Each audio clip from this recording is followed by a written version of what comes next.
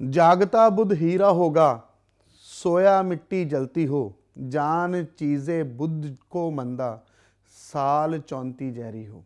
नमस्कार दोस्तों, आज हम बात करने जा रहे हैं 7वें भाव में बैठे हुए बुध के बारे में।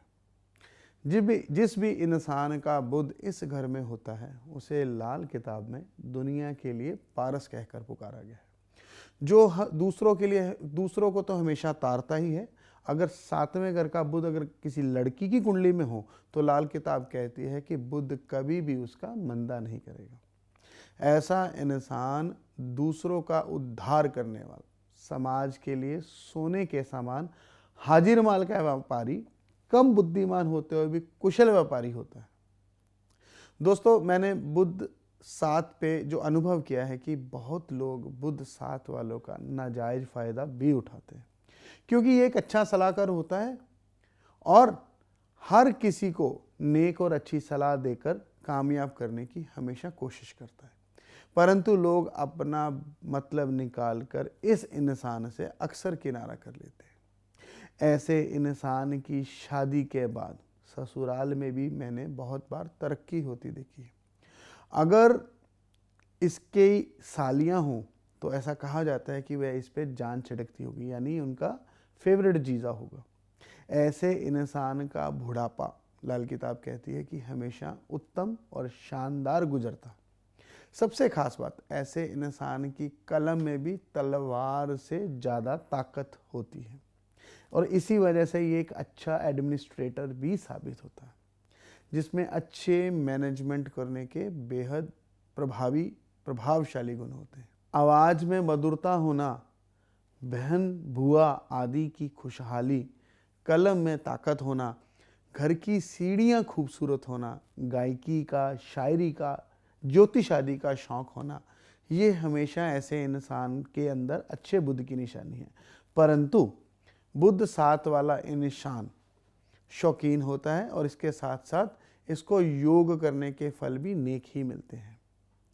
जैसे कि लड़की की कुंडली में शनि अगर 3रे भाव में हो और अगर बुध 7वें भाव में हो तो ऐसा योग लाल किताब में लिखा गया है कि जिस दिन इसकी शादी होगी इसके ससुराल अमीर हो जाएंगे। इसी तरह से अगर चंद्र 1 में हो और ऐसा जो इंसान है समंदरी सफ़र करे तो बहुत अधिक धन लाभ करेगा, पैसा कमाएगा। यहाँ तक कि कैसे भी अगर चंद्र का साथ मिल जाए ऐसे इंसान को तो ऐसे इंसान को काम ही वही करना चाहिए जिसके अंदर इसको समंदरी सफ़र करने पड़े, इससे इसका भाग्य उदय होगा। इसी तरह अगर बृहस्पति भाव नंबर 9 में हो तो ऐसे इंसान की शादी में गड़बड़ी भी देखी गई है। इसलिए ऐसे इंसान को सोच समझकर शादी करवानी चाहिए। लाल किताब में एक खास हिदायत है कि बुध 7 के बारे में बोलने से पहले एक बार जिस इंसान का भी बुध 7 में हो तो उसके नेक और मंदे असर जरूर देख लेने चाहिए।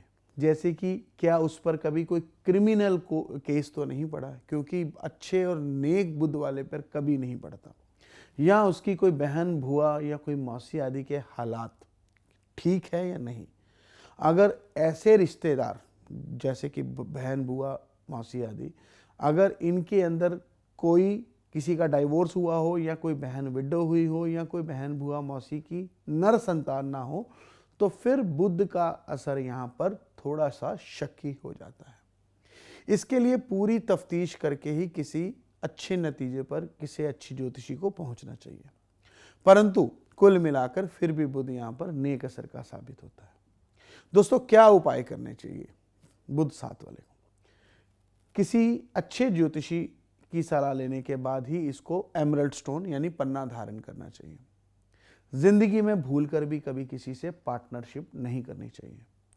मैंने पहले ही बोला, समुद्री यात्रा में इसको बेहद लाभ होगा और इसके साथ साथ साली के साथ ऐसे इंसान को बदनामी देगा अगर उसके साथ अनैतिक संबंध बने तो।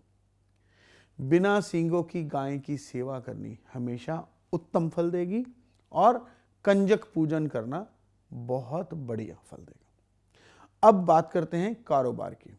ऐसे इंसान को फलों का कारोबार, किसी भी तरह के स्टॉकिस्ट बन जाना किसी भी प्रोडक्ट का, कोई ऐसा काम जिसके अंदर हाथ की हुनरमंदी हो, कोई भी ऐसा ठेकेदारी का काम जिसके अंदर स्ट्रक्चर बनाने का काम हो, कोई आर्किटेक्ट आदि, इंजीनियर आदि, या फिर ऐसे इंसान को पशुओं के या बर्ड्स के काम, ये सब बहुत फ़ायदा देते हैं।